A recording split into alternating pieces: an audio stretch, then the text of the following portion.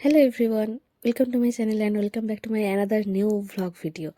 তো আমি শ্রুতিবা নিয়ে এসেছি নতুন একটা ভ্লগ ভিডিও। যেদিনকার ভ্লগটা শেয়ার করছি সেদিনটা ছিল 17th of July 2024।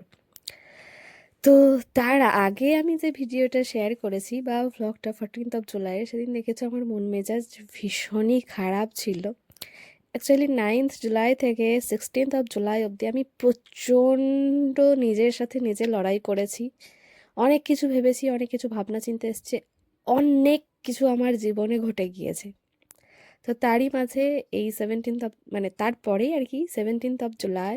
তো তখন নিজেকে দেখো অনেকটা আলাদা লাগছে। হ্যাঁ, চোখে মুখে সেই ছাপ কিন্তু আমার রয়ে গিয়েছে, কিন্তু আমি অনেকটা স্টেবল, নিজেকে অনেকটা সামলে নিতে পেরেছি।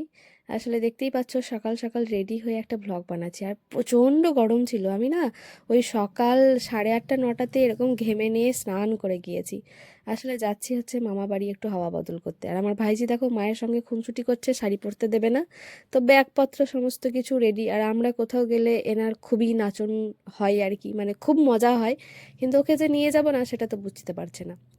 যাই হোক, ওর মজা দেখে আমরাও মজা করছি। আমাকে দেখে অনেকটা নিজেরই বেটার ফিল লাগছে। তো অনেকটা লড়াই যুদ্ধ করার পর মেনে নিয়েছি। মেনে নিয়েছি বলতে একটা জিনিস বুঝে গিয়েছি কি, গো উইথ এ ফ্লো। যেটা তোমার জীবনে ঘটবে সেটাকে মেনে নাও, না হলে আর তো কিছু করার নেই। সব কিছু তো আমাদের হাতে থাকে না, নিজের হাতে থাকে না, কিছুটা ভগবানের হাতে, কিছুটা উল্টো দিকের মানুষগুলোর হাতে বা মানুষটার হাতে। তো এই আর কি। তো সকাল সকাল রেডি হচ্ছি মামার বাড়ি যাওয়ার জন্য, একটু হাওয়া বদল, নিজেকে একটু বদল। আর আমাদের বাড়িটা দেখো কি সুন্দর লাগছে, তাই না? সাদা রঙটা তো অসম্ভব সুন্দর। হ্যাঁ, এতটা জুড়েই আমাদের বাড়ি।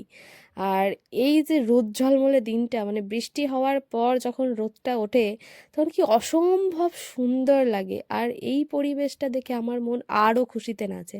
আমার মনে তো তখন ফিলিং হচ্ছিল কি দুর্গাপূজা দুর্গাপূজা। কারণ আর কিছুদিন পরেই তো তখন দুর্গাপূজা ছিল, কিছুদিন নয় কিছু মাস। যাই হোক, আমি আর আমার ভাইঝি বাইরে এসে দাঁড়িয়েছি তখন আহ, একটা টোটো দেখার জন্য, যে যাব বাস স্ট্যান্ড অবধি। আর পেছনে আমাদের বাড়িটা কি সুন্দর দেখতে লাগছিল, তাই না? আর তার সাথে আমাকে আর আমার ভাইঝিকেও। তো এই যে টোটো পেয়ে গেছি, মা আর আমি যাচ্ছি। হ্যাঁ, বাপি যাচ্ছে না আমাদের সাথে, খুব কম সময়ে বাপি আমাদের সাথে যায়, মা আর আমি যাচ্ছি।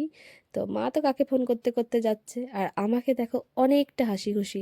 আসলে নিজেকে তৈরি করেছি এই অনেক কয়েকদিনে, ভেঙেছি, করেছি, অনেক কিছু বুঝেছি। যাই হোক, তো চারিদিকে তখন মাঠে ধান পোতা চলছিল, আর সবুজের সবুজ কি ভীষণ সুন্দর লাগে। এই সবুজ দেখলেই আমার মন প্রাণ জুড়িয়ে যায়, কি অসম্ভব সুন্দর। আমার তখন বারবার মনে হচ্ছিল এই যে আমি নিজেকে নতুনভাবে তৈরি করেছি, এতে যেন প্রকৃতিও খুশি, যার জন্য ওই দিনটা এত সুন্দর রোদ ঝলমলে, যেন আমারই সেলিব্রেশনের দিন। তো এই যে বাসে সিট পেয়ে গিয়েছি, ওই তো জন্মদিনের কলেজ যাওয়ার মতো সামনের দিকে সিটটা পেয়েছি। তো যাই হোক, সিট পেয়েছি এটাই অনেক। মানে মামাবাড়ি যাওয়ার সময় আমি কখনোই সিট পাই না। আসলে সিট না পেলে দাঁড়িয়ে যেতে কোনো অসুবিধা নেই, কিন্তু এই যে এই জিনিসগুলো আমি দেখতে পাই না, বাইরের দৃশ্যগুলো, তাই জন্য কষ্ট লাগে। কি অসম্ভব সুন্দর লাগছে দেখো, পেঁজা তুলোর মতো মেঘ, আর এত সুন্দর ওয়েদার, রোদ ঝলমলে, চারিদিকে সবুজ, সবুজের সমারোহ। আর এই যে দেখো গাছে কৃষ্ণচূড়া ফুল, আই অ্যাম তো জাস্ট ফিদা। ও কি সুন্দর! আমি বারবার প্রকৃতির প্রেমে হারিয়ে যাই। আমার মানুষজন ভাল লাগে না, গাছপালা, প্রকৃতি, মানে প্রকৃতির জিনিসপত্র, গরু ছাগল ভেড়া, এই সমস্ত কিছু মানে অসম্ভব ভালো লাগে। আর রাস্তাটা কি সুন্দর লাগছে, আমার সেদিন যেন একটু বেশিই ভালো লাগছিল, একটু অন্যরকম। আর তারপরেই দেখতে পাবে যে আমার এই যে হাসি মুখ, এই হাসি মুখটার জন্য কি কম কসরত করেছি। মায়ের আসলে চোখে খুব হাওয়া লাগছিল। তো যাই হোক, আমার নিজেই মনে হচ্ছে আমি ভেতর থেকে যেন গ্লো করছি। আসলে সব যুদ্ধ কাটিয়ে এখন একটু আমি শান্ত, ভেতরের লন্ডভন্ড আমিটা একটু স্টেবল হয়েছে। মানে প্রথমে তো অন্য একটা সিট পেয়েছিলাম, তারপরে মা আর আমি ভালোভাবে সিট পেয়েছিলাম আর কি, ঠিকঠাকভাবে। আর এই যে তারপরেই পেরোচ্ছি আমাদের তিলপাড়া ব্যারেজ, সিউড়ির। এইটা এলেই আমার মন খুশিতে আনন্দে নাচতে থাকে। কি সুন্দর তখন। যাই হোক, আগেরবার দেখিয়েছিলাম যে একদম ফুটবল গ্রাউন্ড হয়ে গিয়েছে, এখন তো একটু জল ভরেছে তবে ঘোলাটে। সে যাই হোক না কেন, জল ভরলেই নদী সুন্দর। বাস থেকে নেমেই আমি এক ছুটে চলে গিয়েছি মিও আমরে। যবে থেকে সিউড়িতে মিও আমরে ওপেন হয়েছে আমি যতবার গিয়েছি একবারও মিস করিনি, কারণ আমাকে বারবার টানে এই পেস্ট্রিগুলো। যখন এখানে তো হয়নি তখন আমি শুধুমাত্র পেস্ট্রি খেতে বোলপুর মিও আমরেতে যেতাম, মানে আমার এতটাই ভালো লাগে প্রথমবার খাওয়ার পর। তো সব কিছু দেখার পর আমি একটা জিনিসই নিয়েছি, যেটা গেলে আমি খাই, মানে মিও আমরেতে গেলে আমি ওটা খাবই।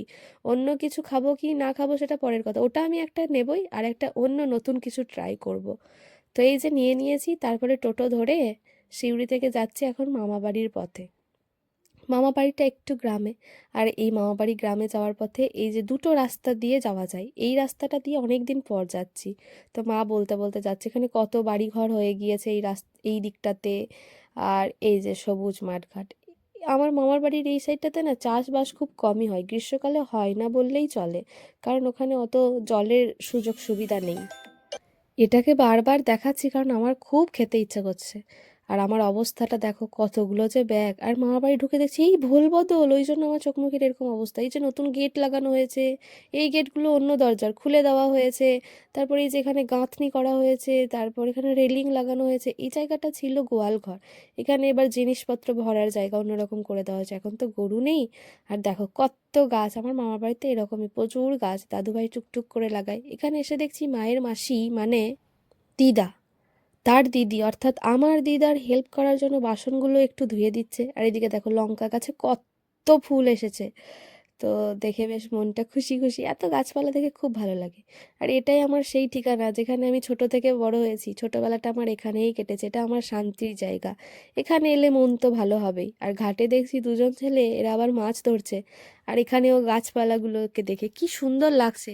সেই দিনটাই খুব সুন্দর ছিল। আর আমি তো এখানে হাওয়া বদলের জন্য এসেছি, কারণ মন মেজাজটা যাতে আর একটু ঠিক হয়। এই যে এই দরজাটাও পাল্টে ফেলা হয়েছে। তো হ্যাঁ, এখানে ঢুকেই মন মেজাজ অনেকটা ঠিক হয়েছে। তবে যাই হোক, খেলে আরও মন ভালো হয়ে যায়। আর আমি মিয়ামোড়ে থেকে কী এনেছি তোমাদেরকে দেখাই। এই যে রেড ভেলভেট, এটা আমি খাবোই, তার সঙ্গে ম্যাঙ্গোটা এনেছি, ওটা তো গ্রীষ্মকালে পাওয়া যায়। আমার আর তর সই ছিল না, ওই জন্য আমি বসে পড়েছি খেতে। তখন ম্যাঙ্গোটা খেয়েছিলাম আর পরে রেড ভেলভেটটা খেয়েছিলাম। তবে হ্যাঁ, এটা সবাইকে দিয়েই খেয়েছিলাম। তারপরে দেখো কত কিছু আয়োজন করেছে দিদা ভাতের জন্য, আলু সেদ্ধ, আলু পোস্ত, তারপর হচ্ছে চাটনি, ডাল, তারপর ওটা সয়াবিনের তরকারি ছিল, পোস্তর বড়া, আর সাথে পেঁয়াজ আর কাঁচা লঙ্কাটা নিয়েছি। কী যে ভালো লাগে খেতে, তাই না বলো? আমার আসলে মনেই ছিল না, তারপরে খেতে গিয়ে মনে পড়লো এই এই ফুটেজটাও নিয়ে নিই, কত সুন্দর আয়োজন করেছে দিদা। তখন বাজে ওই তো প্রায় 1:30টার মতো।